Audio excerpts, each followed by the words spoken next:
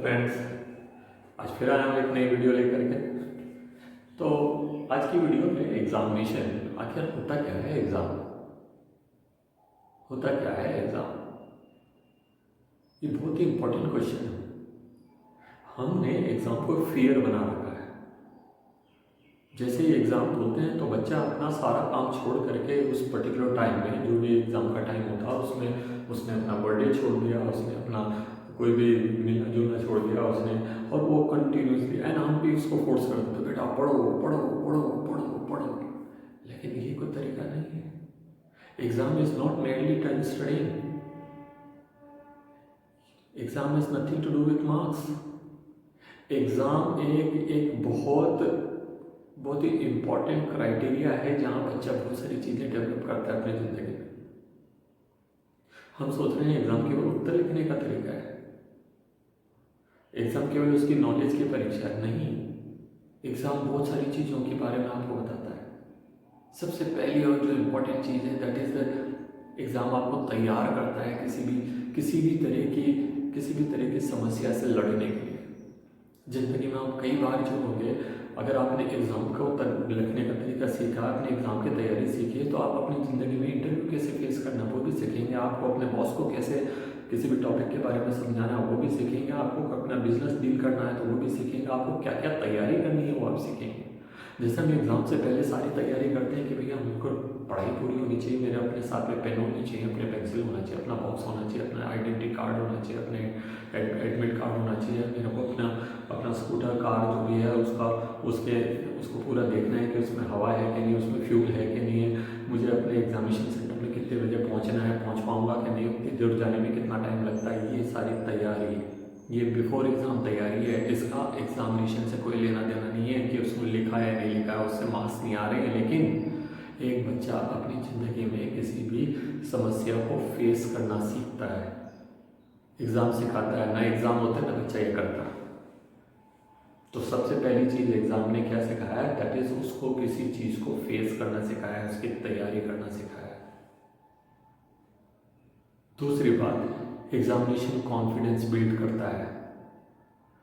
जब आप एग्ज़ाम दे रहे हैं, जब आप तैयारी करके आ रहे हैं, तो आप हर उस एग्ज़ाम को फेस करना का कॉन्फिडेंस, जिस बच्चे ने अपनी ज़िंदगी में कोई एग्ज़ाम नहीं दिया है, जिस बच्चे ने अपनी ज़िंदगी में एग्जामिनेशन को सीरियस नहीं लिया है, उसमें कॉन्फिडेंस नहीं आएगा। और अगर उसमें कॉन्फिडेंस नहीं आया तो वो ज़िंदगी में हर जगह पे पहले से घबराएगा। जब भी कोई समस्या आने लगेगी तो वो उससे घबराएगा। एग्जामिनेशन आपको कॉन्फिडेंस देता है। आपको एग्जामिनेशन एक चीज़ सिखा रहा है कि आपको किसी समस्या से कैसे लड़ना है, किस तरह से कैसे काम डाउन रहना है, किस तरह से उसकी तैयारी करनी है। तीसरी चीज़ जो एग्ज़ाम सिखाता है वो है टाइम मैनेजमेंट। जब आप एक क्वेश्चन पेपर पढ़ते हैं, जब आपको क्वेश्चन पेपर मिल जाता है तो आप उसको पूरा पढ़ते हैं ऊपर से लेकर नीचे तक, और आप योजना बनाते चल जाते हैं कि इस क्वेश्चन में मुझे इतना टाइम लगेगा, इसमें इतना टाइम लगेगा, इसमें इतना टाइम लगेगा, इसमें मैं इतना लिखूंगा, इसमें ये लिखूंगा। नहीं करते हैं तो करना सीखिए, नहीं करते हैं तो करना सीखिए, बिकॉज बिना इसके आप अपना पेपर पूरी तरह से नहीं कर पाएंगे। वो तो फिर तुक्का हो गया। कई बार हम सुनते हैं बच्चों से कि मेरा इतने क्वेश्चन छूट गए, इतने मार्क्स का छूट गया। क्यों छूट गया? बिकॉज आपने योजना नहीं बनाई। सीबीएसई अपने 10th एंड 12th क्लास के बच्चों को 15 मिनट का टाइम दे रही है क्वेश्चन पेपर रीड करने के लिए। क्यों दे रही है? ताकि एक बच्चा योजना बनाना सीखे कि मुझे किस क्वेश्चन को कितना टाइम देना है, मुझे असेंडिंग ऑर्डर में करने हैं या डिसेंडिंग ऑर्डर में करने हैं, किस क्वेश्चन के लिए कितना लाइन देना पड़ेगा। तो एग्जामिनेशन आपको ये सिखा रहा है।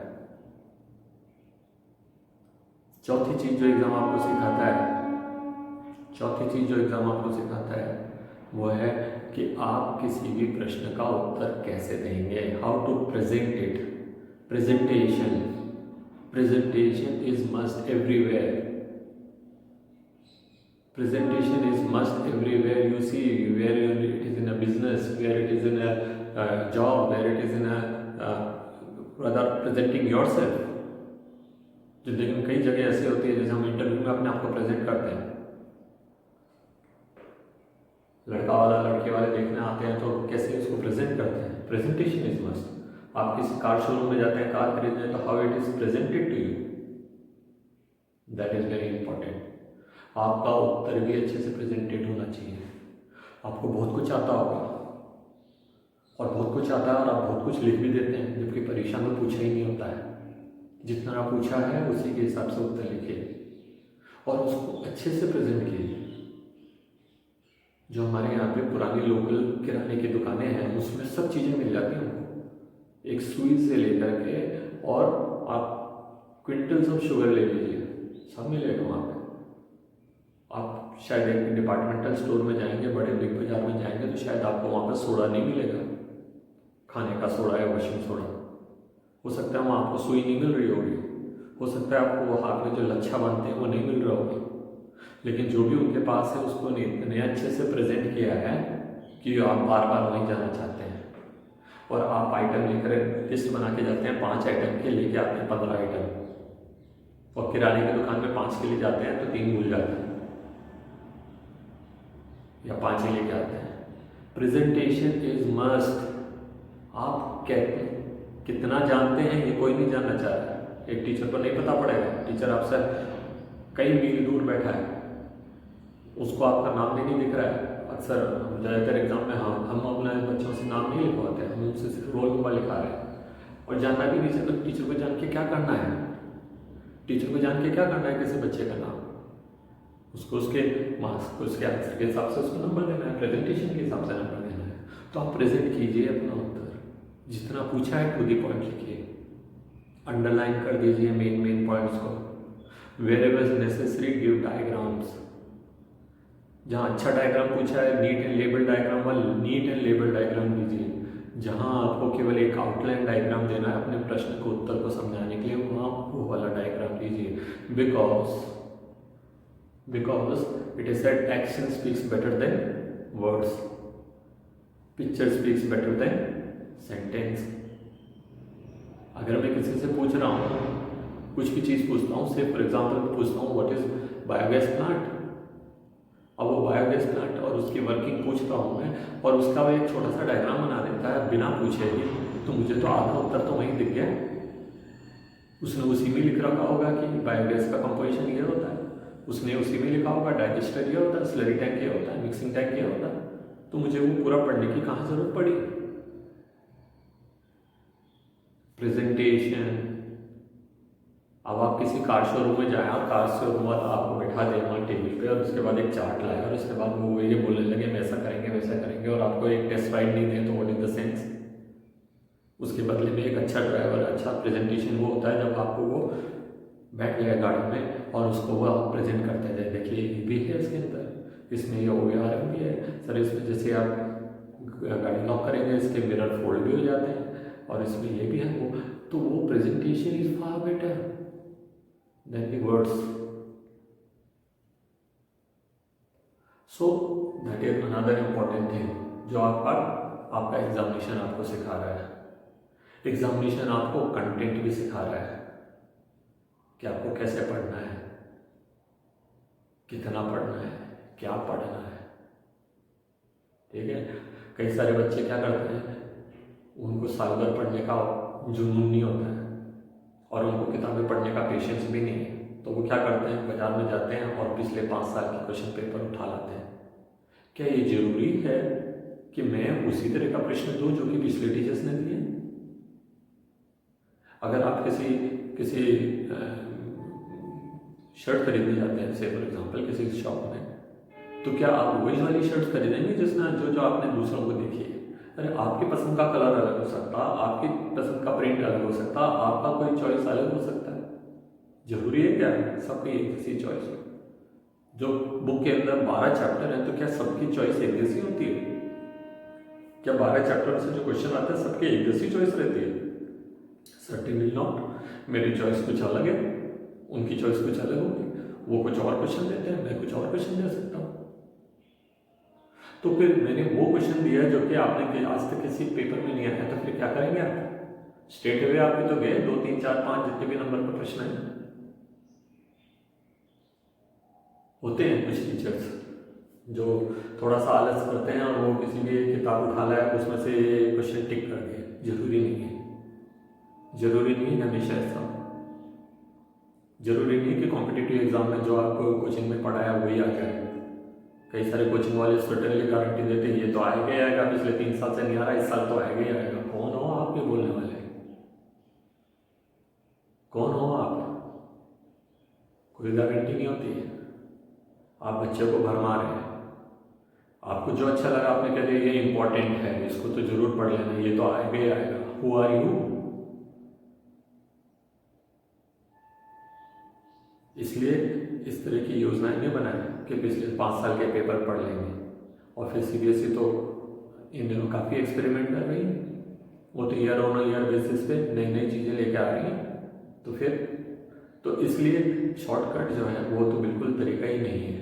तो आप एग्जामिनेशन में अपनी तैयारी इस तरह से करें कि आपका प्रश्न कहीं से भी आए आप उसका जवाब दे पाएँ। तो आपको एग्जाम ये भी सिखा रहा है।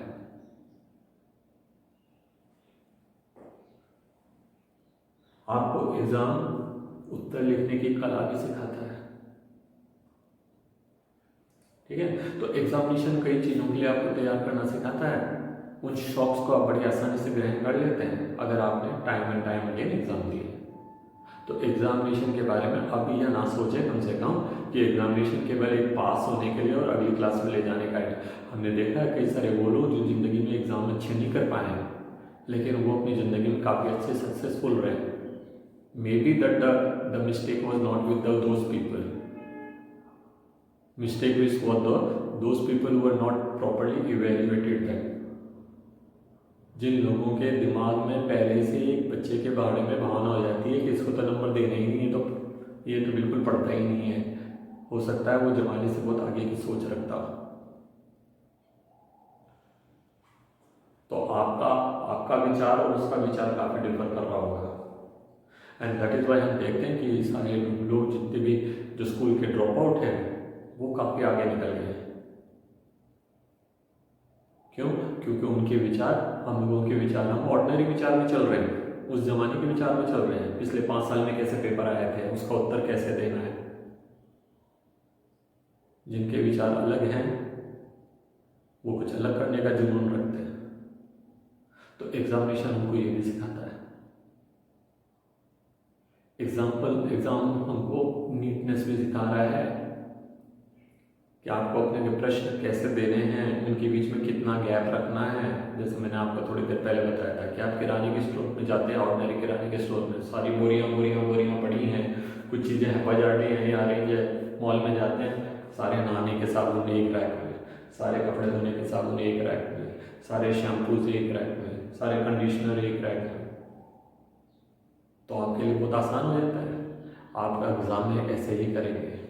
जब आप उत्तर लिख रहे होते हैं तो आपके एग्ज़ाम में पूरा सेंटेंस इंपॉर्टेंट नहीं है, इंपॉर्टेंट कुछ कीवर्ड्स होते हैं, just try to underline them. क्यों? क्योंकि एक घास के ढेर में सुई ढूंढना मुश्किल होती है। और ये तो ज़माना आप जानते हैं पैसों का ज़माना है। टीचर्स भी ये चाहते हैं कि फटाफट कॉपी चेक हो जाए। न लोगों के पास टाइम है और पैसों की तृष्णा ज़्यादा है, तो यही चाहेंगे कि मेरी कॉपियाँ जल्दी चेक हो जाए, मुझे ज़्यादा पैसा मिले। तो वही उसका काम आप आसान कर सकते हैं। कैसे कर सकते हैं? जो पूछा है उतना ही आंसर दें। जो इम्पोर्टेंट टॉपिक है उसको अंडरलाइन करें। 5 मिनट आप एक्स्ट्रा रखिए अपने पेपर में। 5 मिनट आपसे कहा टाइम मैनेजमेंट में, आप पहले टाइम डिसाइड कर लेंगे, लास्ट का 5 to 10 मिनट आप अपने लिए रखिए to go through it once again. और फिर उसमें आप अंडरलाइन करते हैं। बेहतर तो ये होगा कि जैसे आपने कोई इंपॉर्टेंट चीज़ है उसको इमीडिएटली अंडरलाइन कर दें, और नहीं तो लास्ट के 5 मिनट के अंदर आप उसको अंडरलाइन करें। वो थोड़ा मुश्किल होगा क्योंकि आपको फिर दोबारा पूरा आंसर पढ़ना पड़ेगा। क्वेश्चन करने से पहले क्वेश्चन नंबर डालना ना भूलें। 2 क्वेश्चन के बीच में कम से कम 2 लाइन का गैप रखें। 3 भी रख सकते हैं। मार्क्स कॉपीज के पैसे तो आप पहले ही दे चुके हैं। इससे क्या होगा, टीचर को इनफ जगह मिल जाएगी। टीचर को दिख भी जाता है कि यहाँ से नया प्रश्न शुरू हुआ है। कई बार बच्चा प्रश्न नंबर डालना भूल जाता है। कई बार क्वेश्चन इतने पास लिख देता है कि टीचर को पता ही नहीं पड़ता है नया क्वेश्चन नया आंसर शुरू हो गया। कई सारे टीचर शुरू के ऊपर की 2 लाइन पढ़कर ही डिसाइड कर लेते हैं कि इसको आता है कि नहीं आता है, आगे तो हो गया ही नहीं। तो आपका जो नेक्स्ट आंसर है उसी के अंदर मर्ज हो गया। अनचेक रहेगा, फिर आप रीचेकिंग कराएंगे, रीटोटलिंग कराएंगे, क्यों इतना लफड़ा पालना है? पहले ही जगह छोड़ दीजिए ना। और अगर आप स्केल से मार्क कर सकते हैं कि भाई यहाँ पे एक आंसर खत्म हो गया, नया आंसर शुरू हो रहा है, तो बहुत ही अच्छी बात है। इतना समय शायद नहीं मिलता है तो ना कर पाए, लेकिन जितना है उसको तो यूज़ कर सकते हैं। तो इस चीज़ों का ध्यान रखेंगे आप। सीबीएसई के एग्ज़ाम अगर आप ले रहे हैं तो वो आपको अलाउ नहीं करती है ब्लू पेन के अलावा किसी भी कलर का पेन यूज़ करने के लिए, तो आप केवल पेंसिल यूज़ कर सकते हैं। क्यों? क्योंकि उनके black colour, purple colour, red colour, green colour, ये अलग अलग coordinators and examiners and head examiners वगैरह यूज़ करते हैं, इसलिए आप उन कलर के पेन्स को यूज़ नहीं कर सकते। अब अगर आपको यूज़ करना है तो आप पेंसिल यूज़ कर सकते हैं, आप कलर पेंसिल यूज़ कर सकते हैं। पर भी मैं तो आपसे ये कहूँगा कि आप केवल HB पेंसिल यूज़ करें, ब्लैक पेंसिल। आपको ज़्यादा डार्क चाहिए तो आप 4H या 6H पेंसिल लें, ये थोड़ी मोटी भी होती है और डार्क कलर करती है। जब आप डायग्राम वगैरह बनाएं तो नीटनेस पे खास ध्यान दें। क्वेश्चंस करने से पहले आप अपना क्वेश्चन का नंबर जरूर लिखें। उत्तर लिखने के पहले से डिसाइड कर लें कि मुझे लिखना क्या है। कई बच्चे लिखते हैं फिर काटते हैं, फिर लिखते हैं फिर काटते हैं। काटापासी की अच्छी चीज़ नहीं है। प्रेजेंटेशन, मैंने आपसे कहा कि आपका presentation should be neat, accurate, up to the mark, और चेक कर लें कि आपने कोई क्वेश्चन छोड़ तो नहीं दिया। और सबसे इम्पोर्टेंट चीज़ कि क्वेश्चन नंबर डालना ना भूलें और क्वेश्चन नंबर करेक्ट हो। अगर आपने एक ही क्वेश्चन को 2 बार कराया, आपको लगा है कि पहली बार सही नहीं था, ये वाला सही है, तो आप उसको जरूर काट दें, क्योंकि पहली बार के उसने मार्क्स पोस्ट कर दिए हैं तो टीचर दूसरी बार नहीं पोस्ट करेगा उसके मार्क्स। वही हील कट उसने पहले क्वेश्चन में पहली जगह पर उसके 2 नंबर दिए हैं, बाद में 5 करना तो 2 को 5 क्यों बनाएगा वो आपका आंसर काट देगा। तो इन चीज़ों का आप ध्यान रखें अपने एग्जामिनेशन में, ठीक है। तो examination is not a fair, examination is not a criteria कि आपके कितने नंबर आ रहे हैं और उससे क्या होगा। एग्जामिनेशन आपको कई तरीक़ों से तैयार कर रहा होता है। एग्जामिनेशन आपको किसी समस्या को फेस करना सिखा रहा है, टाइम मैनेजमेंट सिखा रहा है, प्रेजेंटेशन सिखा रहा है, आपको किस चीज़ को किस तरह से करना है उसको सिखा रहा है, उसको सिस्टमेटिकली अटेम्प्ट करना सिखा रहा है, उसके इम्पॉर्टेंट कंटेंट्स को समझा रहा है। तो ये सारी चीज़ों को आपको करना है, वो आपको डायग्राम सिखा रहा है, ठीक है। तो अगर आप इन चीज़ों का ध्यान रखेंगे तो आपके कोई अच्छे नंबर लाने से रोक नहीं सकता है। अन्यथा तो भीड़ तंत्र है, जैसे दूसरे कर रहे हैं वैसे आप कर लीजिए, ठीक है। एक और चीज़ मैं बोलना चाहूँगा, टर्म्स जो बुक में दी हैं उसी को पढ़ें, एग्जाम्पल्स जो बुक में दी हैं उसी को पढ़ें। खासतौर से अगर आप सीबीएसई का या किसी भी बोर्ड एग्जाम को फेस कर रहे हैं। क्यों? क्योंकि अगर मैंने क्वेश्चन दिया है कि right 4 varieties of high yielding varieties of wheat, और आपने वो वेराइटी लिखी है जो बुक में भी नहीं है, जो मेरे यहाँ लोकल भी अवेलेबल नहीं होती है, या आपके यहाँ अवेलेबल होती होगी शायद राजस्थान पर, लेकिन आपकी कॉपी झारखंड गई होगी चेक होने के लिए और वहाँ नहीं होती है, या वो जो टीचर है वो शायद वो इतना रिसोर्सफुल नहीं होगा जिसने कभी न्यूज़पेपर या दूसरी वैरायटी जो बुक में नहीं दे रखी है वो जानी, तो फिर वो किस बात के नंबर देगा, तो काट देगा आपके आंसर। बुक में है तो सही है, चाहे वो गलत हो। क्यों? क्योंकि वो तो है उसके पास अवेलेबल, ठीक है। तो ये चीज़ों का ध्यान रखें। कई बार होता है ये जो कोचिंग वाले होते हैं दुनिया भर की चीज़ें पढ़ाते हैं जो बुक में होती ही नहीं है। कौन बाध्य कर सकता है किसी टीचर को कि भाई इसको क्यों गलत कर दिया आपने? कोई नहीं बाध्य कर सकता।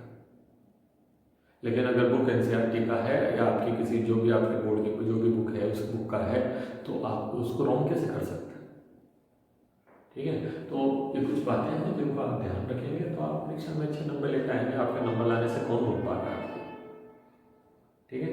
तो एग्ज़ाम को बर्डन ना समझें, टेक इट ईजी। ये आपको अपनी ज़िंदगी में कई सारी चीज़ों के लिए तैयार कर रहा है। ये वीडियो बच्चों के लिए तो है ही है, पेरेंट्स के लिए भी है।